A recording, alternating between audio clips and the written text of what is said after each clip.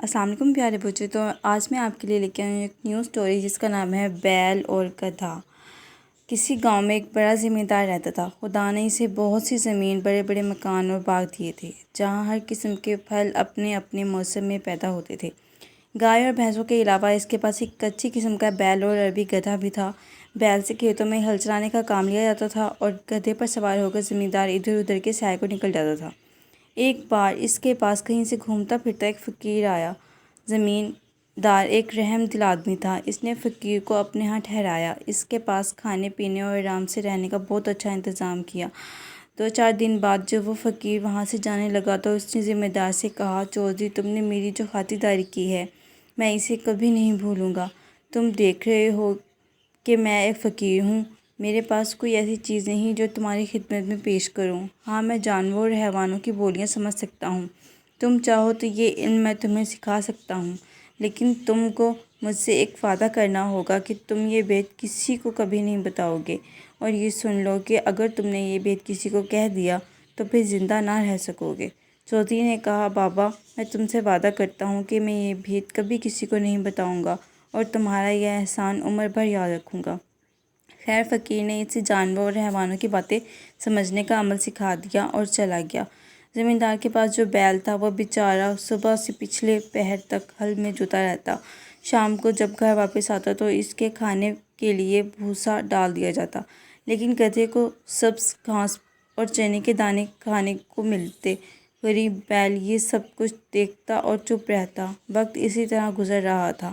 ایک دن جب بیل کھیتوں سے واپس آتے ہوئے گدھے کے پاس سے گزرا تو گدھے نے اسے لنگڑاتے ہوئے دیکھ کر پوچھا، بھائی آج تم لنگڑا لنگڑا کر کیوں چل رہے ہو؟ بیل نے جواب دیا، گدھے بھائی آج مجھے بہت کام کرنا پڑا، میں جب تھک جاتا ہوں نوکر میری پیٹھ اور ٹانگوں پر زور زور سے لاٹھیاں مارتا ہے، میری ٹانگ میں چوٹ لگ گئی ہے۔ خیر اپنی قسمت ہے۔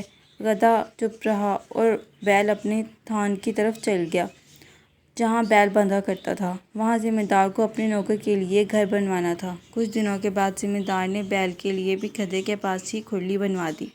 جب دونوں کو وقت ملتا ایک دوسرے سے باتیں بھی کر لیتے۔ ایک روز بیل کو اداس اور خاموش دیکھ کر گدھے نے اس سے پوچھا، بیل بھائی کیا بات ہے، تم آج چپ چپ کیوں ہو؟ کوئی بات ہی کرو۔ بیل نے کہا، گدھے بھائی کیا کروں، آج پھر لاٹھیاں پڑی ہیں۔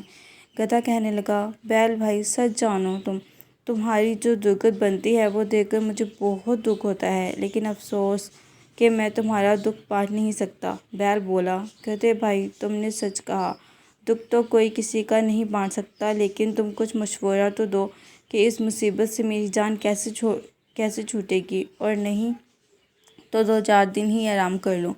گدھے نے کہا، ایک ترکیب میری سمجھ میں آئی ہے، اس پر عمل کرو گے تو 5-7 روز کے لیے تو بچ جاؤ گے۔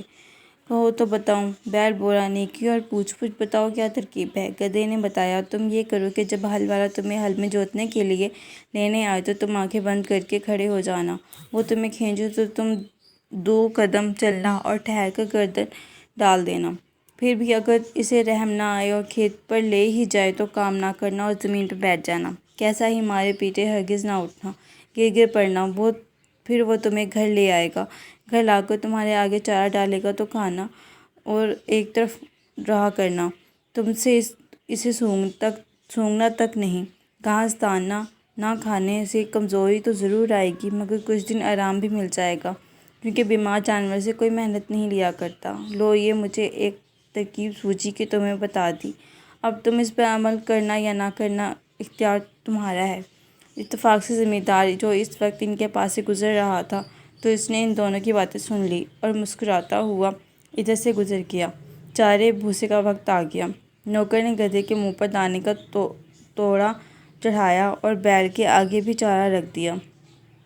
بیل دو ایک منہ مار کر رہ گیا۔ اگلے دن ہل والا بیل کو لینے کے لیے آیا، دیکھا کہ بیل بیمار ہے، رات کو کچھ کھانا بھی نہیں کھایا۔ نوکر دوڑا ہوا مالک کے پاس گیا اور کہنے لگا، نہ جانے رات بیل کو کیا ہوا، نہ کھانا کھاتا ہے نہ پیتا ہے، اور آج مجھے پورے کھیت میں ہل چلانا ہے، کہوں تو باغ میں سے دوسرا بیل لے آؤں۔ زمیندار نے بیل اور گدھے کی باتیں تو سن ہی لی تھیں، دل میں بہت ہنسا کہ گدھے نے خوب سبق پڑھایا ہے۔ زمیندار ہل والے سے بولا، اچھا جاتا کہاں ہے؟ دوسرا بیل لانے کی کیا ضرورت ہے؟ گدھے کو لے جاؤ، ہل میں لگا کر کام نکال لو۔ گدھے پر مصیبت آ گئی۔ پہلے تو دن بھر تھان پر کھڑے کھڑے گھاس کھایا کرتا تھا، اب جو صبح سے ہل میں جتا ہوا تھا، شام تک سانس لینے کی مہلت نہ ملی۔ دم بھی مڑ گئی تھی، ڈنڈے بھی پڑے۔ سورج ڈوبنے کے بعد جب گدھا لوٹ کر اپنے تھان پر آیا تو بیل نے اس کا بہت شکریہ ادا کیا اور کہنے لگا، بھیا تمہاری مہربانی ہے، آج مجھے کو ایسا سکھ ملا ہے، ساری عمر کبھی نہیں ملا تھا، خدا تم کو خوش رکھے۔ گدھا کچھ نہ بولا اور اس سوچ میں تھا کہ اگر 2-4 دن یہی حال رہا تو میری جان نکل جائے گی۔ اچھی نیکی کی ہے کہ اپنے آپ کو مصیبت میں ہی پھنسا دیا۔ دوسرے دن پھر ہل والا گدھے کو لے گیا اور شام تک اسے ہل میں لگائے رکھا۔ جب گدھا تھکا ہارا واپس آیا تو بیل نے اس کا شکریہ ادا کیا اور خوشامد کی باتیں کرنی چاہییں۔ گدھا کہنے لگا، میاں ان باتوں کو تو رہنے دو، آج میں نے مالک کی زبان سے ایک ایسی بری خبر سنی ہے کہ میرے رونگٹے کھڑے ہو گئے۔ خدا نے تم کو اپنی حفاظت میں رکھے۔ بیل نے کان کھڑے کر کے پوچھا، گدھے بھائی سناؤ، میرا تو دل دھڑکنے لگا۔ گدھا بولا، کیا سناؤں؟ مالک ہل والے سے کہہ رہا تھا کہ اگر بیل زیادہ بیمار ہو گیا ہے اور اٹھنے کے قابل نہیں رہا تو کسائی کو بلا کر اس پر چھری پھروا دو۔ بیل کسائی کے نام سے کانپ اٹھا اور کہنے لگا، پھر تم کیا مشورہ دیتے ہو؟ گدھا بولا، میں تو ہر حال میں تمہارا بھلائی چاہتا ہوں اور اب میری یہ مشورہ ہے کہ تم کھڑے ہو جاؤ، چارہ بھوسا کھانے لگو اور صبح کو جب ہل چلانے والا آئے تو خوشی خوشی اس کے ساتھ جا کر ہل میں جت جاؤ۔ یہ باتیں بھی ذمہ دار چھپا ہوا سن رہا تھا اور دونوں کی باتوں پر اسے دل ہی دل میں ہنسی آ رہی تھی۔ جان جانے کے ڈر سے بیل نے پھر گدھے سے مشورے پر عمل کیا، چارے کی ساری صاف کر دیں، اور صبح ہوئی تو ذمہ دار اپنی بیوی کے ساتھ لیے بیل کے تھان پر پہنچا۔ بیل نے جو اپنے مالک کو دیکھا تو اچھلنا شروع کر دیا۔ اتنے میں ہل والا بھی آ گیا۔ اس نے بیل کو بالکل تندرست پایا، کھول کر لے چلا تو وہ اس طرح دم ہلاتا اور اکڑتا ہوا چلا کہ مالک کو بے اختیار ہنسی آ گئی۔ بیوی نے پوچھا، تم کیوں ہنستے ہو؟ ہنسی کی تو کوئی بات نہیں ہے، ذمہ دار نے جواب دیا، ایسی ہی ایک بھید کی بات ہے جو میں نے سنی اور دیکھی جس پر میں ہنس پڑا۔ بیوی بولی، مجھے بھی وہ بات بتاؤ۔ ذمہ دار نے کہا، وہ بتانے کی بات نہیں ہے، اگر بتا دوں گا تو مر جاؤں گا۔ بیوی بولی، تم جھوٹ بول رہے ہو، مجھ پر ہنستے ہو؟ ذمہ دار نے بہت سمجھایا کہ نیک بخت، تجھ پر کیوں ہنسوں گا، تجھ کو تو وہم ہو گیا ہے، اگر مرنے کا ڈر نہ ہوتا تو ضرور بتا دیتا۔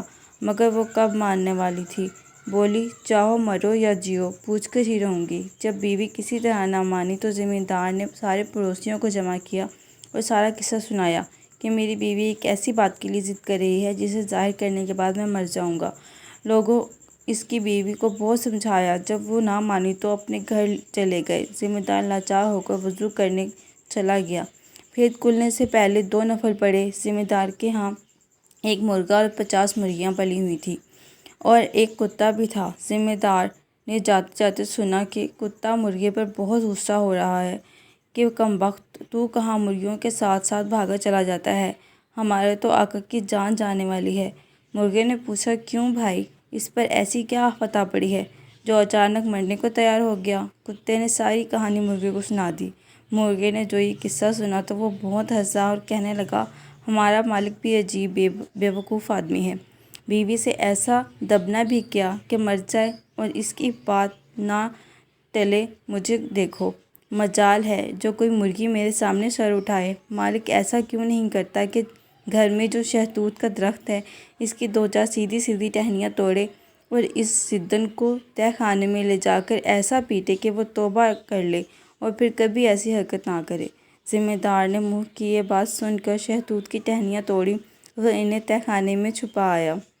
بیوی بولی، لو اب وضو بھی کر آئے، اب بتاؤ۔ ذمہ دار نے کہا، ذرا تہہ خانے میں چلو تاکہ میں بھید کی ساری باتیں تمہیں کھولوں تو کوئی دوسرا جانے بھی نہیں اور وہیں میں مر جاؤں گا۔